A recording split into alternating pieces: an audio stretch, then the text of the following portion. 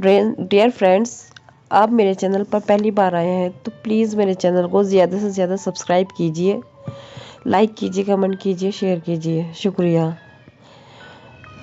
बहुत समय पहले की बात है। एक राजा था, उसके 3 लड़के थे। राजा अपने 2 बड़े राजकुमारों को अच्छा मानता था क्योंकि दोनों राजकुमारों ने शिक्षा और शास्त्र में महारत हासिल की थी।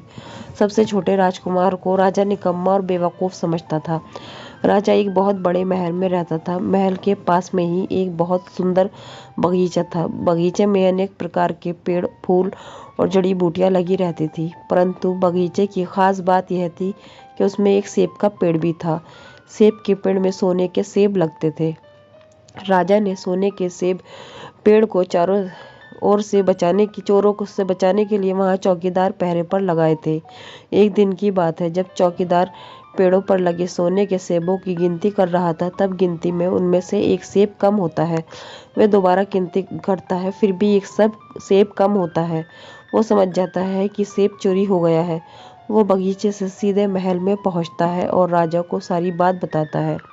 राजा को समझ नहीं आ रहा था कि इतनी अच्छी देखभाल के बाद भी सेब कैसे चोरी हो गया।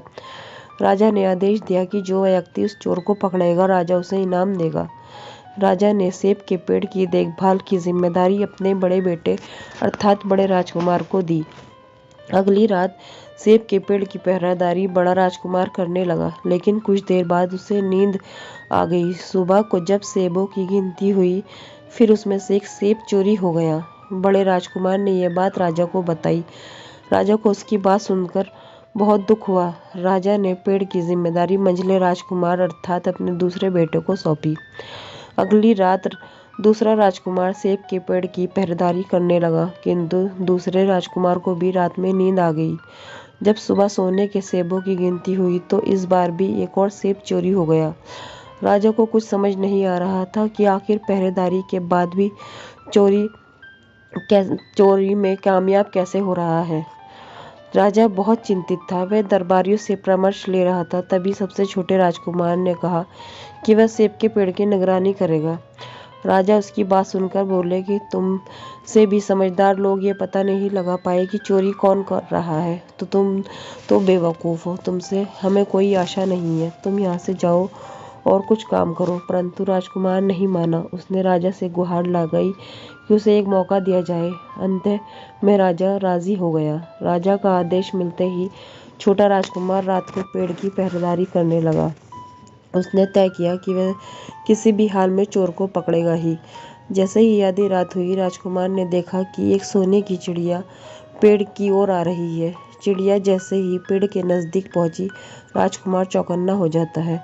जैसे ही राजकुमार को कुछ समझ आता है, उससे पहले ही चिड़िया पेड़ से एक सोने का सेब तोड़कर उड़ जाती है। राजकुमार जल्दबाजी में अपने धनुष से एक तीर चिड़िया को और चला देता है, परंतु चिड़िया वहां से उड़ने में कामयाब हो जाती है।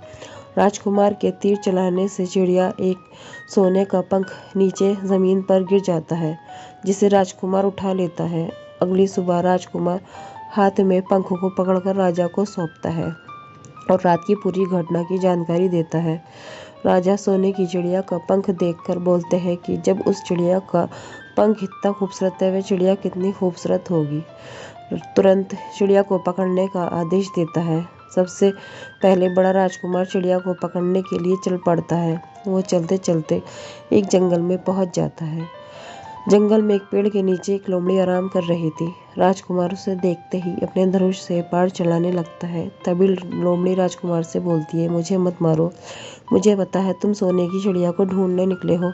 तुम सीधे सीधे इस रास्ते पर जाओ और कुछ दूर चलने पर तुम्हें एक गांव दिखेगा। उस गांव में आमने सामने 2 सराय हैं। एक सराय फूलों से बहुत सजी धजी और खूबसूरत होगी, परंतु तुम वह मत ठहरना। उसके सामने जो दूसरी सराय है, जो कि बहुत गंदी और मैली होगी, तुम वहां पर ठहरना। अगर तुम मेरी बात मानोगे तो तुम्हारा काम बहुत आसान हो जाएगा। लोमड़ी की बात सुनकर राजकुमार जोर जोर से हंसने लगा और कहता है, चल यहाँ से भाग जा, नहीं तो आज तुम्हारा अंतिम दिन होगा। मुझे तुम्हारे परामर्श की जरूरत नहीं है। राजकुमार लोमड़ी को मारने के लिए तीर छोड़ देता है, परंतु लोमड़ी बहुत चालाक होती है। वह वहां से बचकर चली जाती है। जंगल से कुछ दूर चलने पर शाम हो जाती है।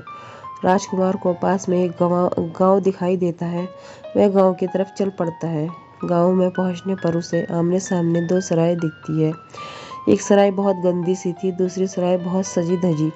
उसके अंदर से नृत्य और संगीत की आवाज़ आ रही थी। राजकुमार उस सराय में चला जाता है और सराय के अंदर पहुंचते ही राजकुमार नृत्य, संगीत और मदिरा के लोभ में सब कुछ भूल जाता है। उधर महल में बहुत समय हो जाता है और राजकुमार की कोई खबर नहीं मिलने पर दूसरा राजकुमार चिड़िया की खोज में चल जाता है। दूसरे राजकुमार को भी रास्ते में लोमड़ी मिलती है। वो भी लोमड़ी की बात नहीं मानता और चलते चलते उसी गांव में पहुंच जाता है। वो भी अपने भाई की तरह उसी खूबसूरत सराय में ठहरता है और वापस नहीं आता। महल में बहुत समय होने के बाद छोटा राजकुमार राजा से कहता है उसे मौका दिया जाए, वे चिड़िया को ढूंढ कर लाएगा। राजा को अपने तीसरे राजकुमार से कोई आशा नहीं थी, परंतु उसकी जिद की वजह से राजा ने उसे अनुमति दे दी। अब सबसे छोटा राजकुमार चिड़िया की खोज में निकल पड़ता है और चलते चलते उसे भी रास्ते में लोमड़ी मिलती है। वो लोमड़ी की बात को ध्यान से सुनता और कहता है, ठीक है, मैं वैसा ही करूँगा जैसे तुमने कहा है, और आगे को चल पड़ता है। लोमड़ी राजकुमार की बात सुनकर खुश होते हुए बोलती है, मुझे तुम सबसे अच्छे राजकुमार लग रहे हो। तुम मेरी बात का मजाक भी नहीं उड़ाया और मुझ पर तीर भी नहीं चलाया। लोमड़ी राजकुमार से बोलती है कि मैं चिड़िया को पकड़ने के लिए तुम्हारी मदद करूंगी। वो राजकुमार से बोलती है कि वो उसकी पूंछ पर बैठ जाए और इतना बोलते ही लोमड़ी की पूंछ बहुत बड़ी हो जाती है। राजकुमार लोमड़ी की पूंछ में बैठ जाता है। लोमड़ी राजकुमार को लेकर हवा में उड़ने लगती है। उड़ते उड़ते थोड़ी देर में वो गांव आ जाता है। लोमड़ी राजकुमार को वहां उतार देती है और चली जाती है। राजकुमार लोमड़ी की सलाह को मानता है और उस गंदी सी दिखने वाली सराय में रात गुजारने को चला जाता है। दूसरे दिन सुबह वह चिड़िया की तलाश में निकल जाता है। तभी उसे रास्ते में लोमड़ी मिलती है जो उसका इंतजार कर रही थी। लोमड़ी ने राजकुमार से कहा कि अब मैं तुम्हें बताती हूँ तुम्हें आगे क्या करना है।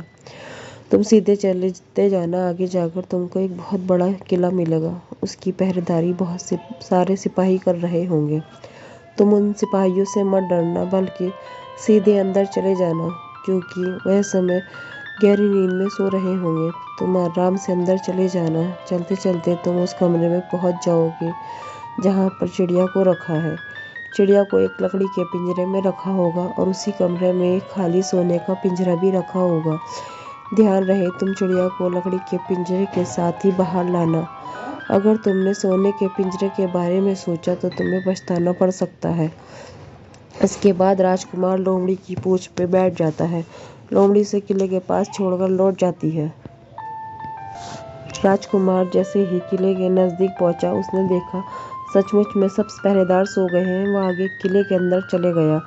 किले के अंदर चलते चलते वह उस कमरे तक पहुंच गया जहाँ चिड़िया को रखा था। उस कमरे के अंदर गया, उसने देखा एक लकड़ी के पिंजरे में वह चिड़िया बैठी है और पास ही में 3 सोने के सेब भी पड़े हैं। राजकुमार को समझने में देर नहीं लगी कि ये वही चिड़िया है जिसकी खोज में वह महल से इतनी दूर आया है। राजकुमार लकड़ी के पिंजरे को हाथ में उठाते और चलने लगता है। तभी उसकी नज़र पास में रखे सोने के पिंजरे पर पड़ती है। पिंजरा सोने के साथ साथ बहुत ही खूबसूरत था। उस पर हीरे मोती से में बहुत सी प्यारी मालाएं लदी थी। राजकुमार सोचता है कि सोने की चिड़िया के लिए यह सोने का पिंजरा उचित रहेगा। लोमड़ी की कही बात को भूल जाता है और चिड़िया को लकड़ी के पिंजरे से निकालकर सोने के पिंजरे में डाल देता है। सोने के पिंजरे में जाते ही चिड़िया जोर जोर से चिल्लाने लगती है। चिड़िया के शोर करने से सब पहरेदार जाग जाते हैं और उस कमरे में आ जाते हैं। राजकुमार को बहुत पछतावा हो रहा था कि उसे लोमड़ी की बात मान लेनी चाहिए थी। पहरेदार पकड़ के उसे वहां के राजा के दरबार में ले जाते हैं। राजकुमार राजा को सारी बात बताता है। राजा बोलता है, तुम मेरे महल में चोरी करने के इरादे से घुसे थे। तुम्हें माफ़ नहीं किया जा सकता है। तुम्हें फांसी की सज़ा दी जाएगी, लेकिन अगर तुम मेरे लिए सोने का घोड़ा लेकर आओगे तो तुम्हें माफ़ कर देंगे और साथ में तुम्हें सोने की चिड़िया दे दी जाएगी। राजकुमार को कुछ समझ नहीं आ रहा था। वह राजा की बात मान लेता है। सोने के घोड़े की खोज में निकल पड़ता है। रास्ते में उसे लोमड़ी मिलती है। उसे सारी बात बताता है। लोमड़ी बोलती है, तुमने मेरी बात नहीं मानी, अब मैं तुम्हारी मदद नहीं कर सकती हूँ। राजकुमार लोमड़ी से माफ़ी मांगता और कहता है बिना उसकी मदद के वह कुछ नहीं कर पाएगा। लोमड़ी राजकुमार को माफ कर देती है। अब लोमड़ी राजकुमार से कहती है, यहाँ से आगे जाने पर एक किला है जिसके अंदर घुड़साल में वह सोने का घोड़ा खूंटी में बंधा है। किले के फाटक पर सोने की टुकड़ी पहरेदारी करती है, लेकिन जब तक तुम वहां पहुंचोगे वो सब सो जाएंगे। तुम सीधे महल के अंदर घुड़साल में चले जाना। वहां पहुंचते ही तुम उस घोड़े को खोल देना। खूंटी के पास में ही घोड़े को कसने के लिए 2 जीनें रखी होगी। एक जीन पुरानी चमड़े की होगी, दूसरी जीन सोने की होगी। तुम घोड़े को पुरानी चमड़े वाली जीन से ही कसना और उस पर बैठकर जल्दी से महल से बाहर आ जाना। राजकुमार वादा करता है वह ठीक वैसा ही करेगा। लोमड़ी राजकुमार को पूंछ में बैठाकर महल के फाटक पर छोड़कर चली जाती है। राजकुमार जैसे ही किले के फाटक पर पहुंचता है, उसने देखा सब सैनिक सो गए थे। वह किले के अंदर चले जाता है। चलते चलते वह घुड़साल तक पहुंच जाता है। वहां पर उसे एक खूंटी में सोने का घोड़ा रस्सी से बंधा मिलता है। वो घोड़े को खोल देता है। तभी उसकी नज़र पास में रखे जीनों पर पड़ती है। राजकुमार को सोने वाली जीन बहुत पसंद आती है। वो सोचता है सोने के घोड़े के लिए सोने से बनी जीन ही अच्छी रहेगी। वो पुरानी चमड़े की जीन को हाथ भी नहीं लगाता और सोने की जीन से घोड़े को कसने लगता है। सोने की जीन जैसे ही घोड़े पर पड़ती है, वैसे ही घोड़ा जोर जोर से हिनहिनाने लगता है। उसकी आवाज़ से सब सैनिक घुड़साल में पहुंच जाते हैं। अब राजकुमार को बहुत पछतावा होता है। उसने इस बार भी लोमड़ी की बात नहीं मानी। तभी सारे सैनिक उसे पकड़ लेते हैं और घसीटकर राजा के पास ले जाते हैं। राजा को सारी बात बता देते हैं। राजा बोलता है कि तुमने मेरे महल में चोरी करने की कोशिश की है, इसलिए तुम्हें फांसी की सज़ा दी जाएगी। लेकिन मैं तुम्हें एक मौका देना चाहता हूँ। यहाँ से कुछ दूर पर एक महल है। उस महल में एक बहुत खूबसूरत राजकुमारी है। अगर तुम उस राजकुमारी को भगाकर मेरे पास ले आते हो तो तुम्हें माफ़ कर दिया जाएगा और साथ में तुम्हें सोने का घोड़ा भी मिल जाएगा। राजकुमार के पास जान बचाने का कोई रास्ता नहीं था। वो राजा की बात मान लेता है और राजकुमारी को ढूंढने के लिए महल की ओर चला जाता है। आगे जाकर उसे रास्ते में फिर से लोमड़ी मिल जाती है। इस बार पता नहीं कैसे लोमड़ी को पहले से ही मालूम था। वह राजकुमार से कहती है, देखा, फिर से तुमने मेरी बात नहीं मानी, एक नई मुसीबत को गले लगा लिया। मुझे तुम पर दया आ रही है। मैं इस बार भी तुम्हारी मदद करूंगी। इतने में ही लोमड़ी अपनी पूंछ फैला देती है। राजकुमार को पूंछ में बैठाकर लोमड़ी महल की ओर उड़ने लगती है। लोमड़ी राजकुमार से कहती है कि तुम महल पहुंचते ही महल के बाहर पेड़ की आड़ में छिप जाना। शाम होते ही राजकुमारी महल के बाहर नहाने आएगी। तुम जैसे ही उसे छुओगे वो तुम्हें साथ आने को तैयार हो जाएगी। तुम उसे महल के अंदर मत जाने देना। वह अपने माता पिता से मिलने की जिद करेगी, परंतु तुम उसे महल के अंदर मत जाने देना। थोड़ी देर में महल आ जाता है। लोमड़ी राजकुमार को महल के सामने छोड़कर चली जाती है। राजकुमार के महल के पास पहुंचते ही वह पास के एक पेड़ की आड़ में छिप जाता है और शाम होने का इंतजार करने लगता है। जैसे ही शाम होती है, राजकुमारी महल से बाहर नहाने के लिए निकलती है। राजकुमार हिम्मत करके जैसे ही राजकुमारी को छूता है, वैसे ही राजकुमारी चलने के लिए तैयार हो जाती है। राजकुमारी बोलती है, मैं तुम्हारे साथ चलने को तैयार हूँ, परंतु मुझे एक बार अपने माता पिता से मिलना है। मैं बस एक बार उनसे मिलकर आना चाहती हूँ। राजकुमारी बहुत जिद करने लगती है। राजकुमार उसे एक बार माता पिता से मिलने के लिए अनुमति दे देता है। जैसे ही राजकुमारी महल के अंदर जाने के लिए कदम रखती है, उसकी आवाज़ से पास खड़े सैनिक जाग जाते हैं। वो राजकुमार को पकड़कर राजा को सौंप देते हैं। राजा बहुत दुखी होता है। वो राजकुमार को तुरंत फांसी देने का ऐलान कर देता है। राजकुमार फांसी की सज़ा सुनने पर ज़ोर ज़ोर से रोने लगता है और अपनी जान बख्श देने की गुहार लगाता है। तभी राजा बोलता है, मेरे महल के सामने एक बहुत बड़ा पहाड़ है जिससे मेरे महल की खूबसूरती ढक जाती है। अगर तुम उसे एक हफ्ते में खोद कर नष्ट कर दोगे तो मैं तुम्हारी जान बख्श दूंगा। पास आकर लोमड़ी राजकुमार से बोलती है, क्या तुम इस पहाड़ को अपनी इस छोटी सी कुदाल से खोदना चाह रहे हो? लोमड़ी को अपने पास देखकर राजकुमार बहुत खुश हो जाता है। वो सोचता है अब से वह हमेशा लोमड़ी की बात को मानेगा। लोमड़ी राजकुमार से कहती है, तुम्हें रोज़ ये पहाड़ खोदते हुए देखकर मैंने तुम्हारी मदद करने की सोची। तुम अब सो जाओ, पहाड़ खोदने की जिम्मेदारी अब मेरी है।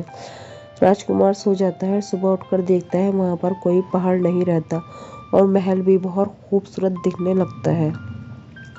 राजकुमार का काम देखकर राजा बहुत खुश हो जाता है। वो कब से उस पहाड़ को खोदने की कोशिश कर रहा था पर कभी सफल नहीं हो पाया। वो राजकुमार की फांसी की सज़ा माफ़ कर देता है और साथ में राजकुमार की शादी राजकुमारी से कर देता है। राजकुमार अब राजकुमारी को लेकर वहाँ से चला जाता है।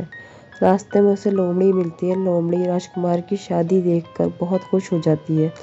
वो राजकुमार से कहती है, क्या तुम राजकुमारी के साथ साथ सोने का घोड़ा, सोने की चिड़िया को भी पाना चाहते हो? क्योंकि वो दोनों तुम्हारे लिए ही बने हैं। तुम उनकी बहुत अच्छे से देखभाल कर सकते हो।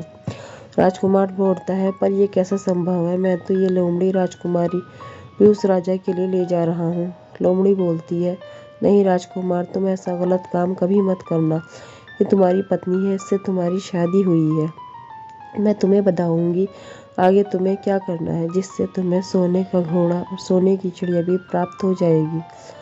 राजकुमार लोमड़ी की बात सुनता है। लोमड़ी कहती है, तुम राजकुमारी को ले जाकर सबसे पहले सोने के घोड़े वाले राजा को देना। राजा खुश होकर तुमको सोने का घोड़ा दे देगा। तुम सोने के घोड़े के ऊपर बैठोगे तो तुम विदाई के बहाने राजकुमारी के पास जाना और उसे पकड़कर घोड़े के साथ महल से भाग जाना। सोने का घोड़ा इतनी तेज दौड़ता है कि तुम्हें कोई भी पकड़ भी नहीं पाएगा। तुम यह काम करके मुझे जंगल में मिलना, वहाँ मैं तुम्हारा इंतज़ार करूँगी।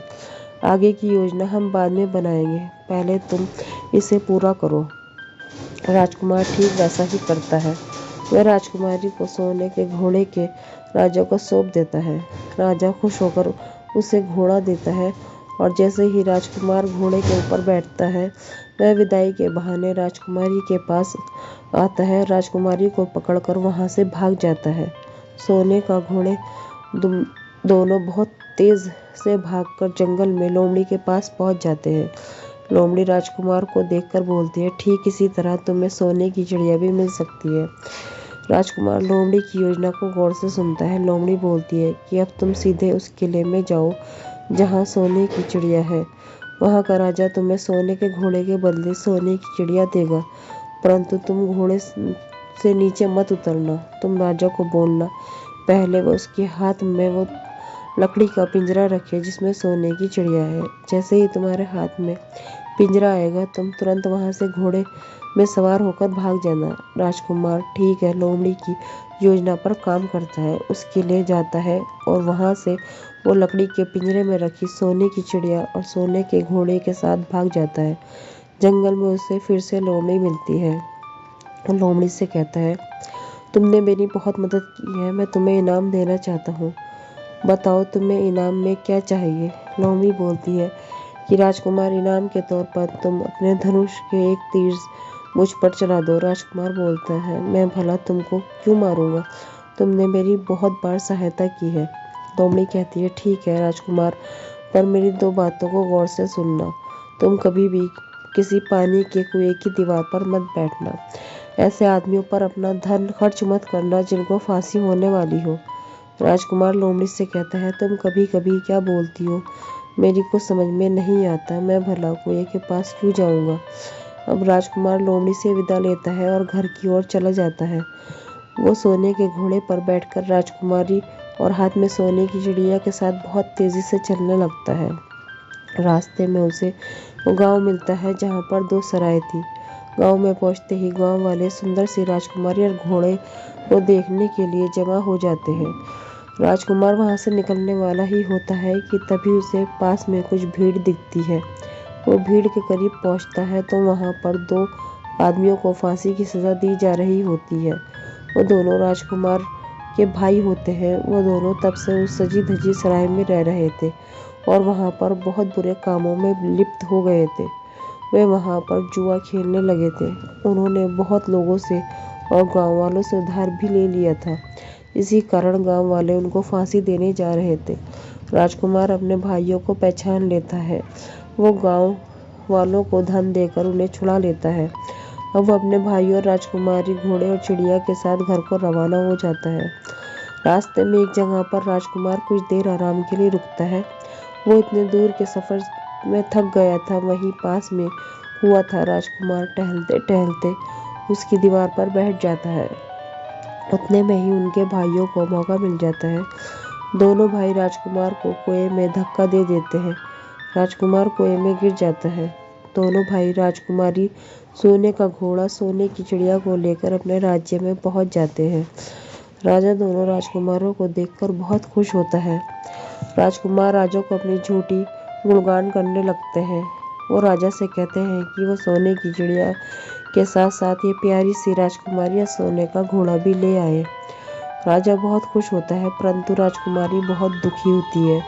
उसने खाना छोड़ दिया, साथ में सोने का घोड़ा भी खाना नहीं खा रहा था और सोने की चिड़िया भी दाना नहीं खा रही थी। राजा को कुछ समझ नहीं आ रहा था। उधर कुएं में पानी बहुत कम था, जिसकी वजह से राजकुमार जिंदा था। वो सोच रहा था, अगर उसने लोमड़ी की बात मान ली होती तो आज उसे ये दिन नहीं देखना पड़ता। उसे विश्वास था कि लोमड़ी उसे बचाने जरूर आएगी। राजकुमार सही था। तभी लोमड़ी कुएं की दीवार पर आ जाती है और राजकुमार से बोलती है, देखा, तुमने मेरी बात नहीं मानी और फिर से मुसीबत में पड़ गए। लोमड़ी अपनी पूंछ को कुएं में डालती है। पूंछ बड़ी होकर कुएं के नीचे पहुंच जाती है। राजकुमार पूंछ में लटक कर कुएं से बाहर आ जाता है। लोमड़ी राजकुमार को उसके भाइयों के करतूत के बारे में बताती है। वह राजकुमार से कहती है, तुम अपने भाइयों से बचकर रहना, वे लोग अब भी कुछ साजिश कर सकते हैं। राजकुमार सब कुछ जानकर महल की ओर चला जाता है। रास्ते में उसे एक भिखारी मिलता है। वो उससे अपने कपड़े बदल देता है, ताकि जब वो महल के अंदर प्रवेश करेगा तो कोई उसे पहचान ना सके। राजकुमार जैसे ही महल में कदम रखता है, वैसे ही राजकुमारी, घोड़ा और चिड़िया की तबीयत ठीक हो जाती है। वे सभी खाना खाने लगते हैं। राजा राजकुमारी से कारण पूछता है। तब राजकुमारी राजा से कहती है, मैंने आपको पहले ही बता दिया था, आपके दोनों बेटे झूठे हैं। हम आपके छोटे बेटे ने बचाया है। मेरी उनसे शादी हो गई है। अब वो उस महल में आ गए, इसलिए हम सब बहुत खुश हैं। राजकुमारी राजा को इशारा करती है। राजा भीड़ में अपने बेटे को फटे पुराने कपड़ों में पहचान लेता है। अब राजा अपने छोटे बेटे को बहुत ही समझदार और विद्वान समझने लगता है। वो अपने राज्य का राजा भी बना देता है। राजा को अपने दोनों बेटों को उनके गुनाहों के कारण राज्य से निकाल देता है। बहुत समय हो जाता है। राजकुमारी साथ में घोड़ा और चिड़िया भी खुशी खुशी रह रहे होते हैं। एक दिन राजकुमार को लोमड़ी की याद आती है। वह उसे ढूंढने के लिए जंगल की ओर चला जाता है। जंगल में एक पेड़ के नीचे उसे वो लोमड़ी मिलती है। वह बहुत ही दुबली हो गई थी। लोमड़ी राजकुमार को देखकर बोलती है, आज भला तुम कैसे मुझे मिलने आ गए? मैंने सोचा तुम मुझे भूल गए हो। राजकुमार को लोमड़ी की दशा ठीक नहीं लग रही थी। वो लोमड़ी से कहता है कि उसके साथ उसके महल चले। यहाँ जंगल में कब तक रहेगी? यहाँ पर दूसरे जानवरों से भी खतरा है। लोमड़ी राजकुमार से कहती है, मैंने तुमसे पहले ही कहा था कि मुझे तीर से मार दो। दरअसल मैं एक राजकुमार हूँ, मुझे किसी ने श्राप दिया था। अगर तुम मुझे तीर मारोगे तो लोमड़ी मर जाएगी और मैं ठीक हो जाऊंगा। राजकुमार तुरंत अपने धनुष से एक तीर मारता है। अब राजकुमार के सामने लोमड़ी नहीं बल्कि एक राजकुमार खड़ा था। वो कहता है कि वो राजकुमारी का भाई है। अब दोनों राजकुमार महल आ जाते हैं। राजकुमारी अपने भाई से मिलकर बहुत खुश हो जाती है।